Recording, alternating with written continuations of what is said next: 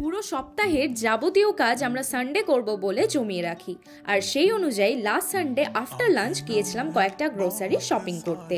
আর মলের ভেতরে ঢুকে প্রথমেই চোখে পড়লো কেএফসি, কিন্তু যেহেতু লাঞ্চ করে বেরিয়েছিলাম তাই সেই মুহূর্তে কেএফসিকে স্কিপ করে আমরা এগিয়ে যাই শপিং এর উদ্দেশ্যে। তারপর ঘুরে ফিরে নতুন জিনিস এক্সপ্লোর, শপিং আর আমাদের সবসময়ের সঙ্গী হাসি ঠাট্টা ইয়ার্কি করতে করতে কখন যে 2 ঘন্টা কেটে গেল বুঝতেই পারলাম না। মালিক, अगर इतना खर्चा हो गया तो ये भी ले लो।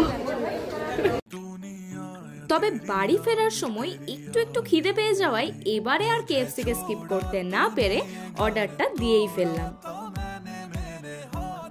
আর সেই সময় ওখানে সেরকম ভিড় না থাকায় আমাদের খুব অল্প সময় ওয়েট করতে হয়েছিল।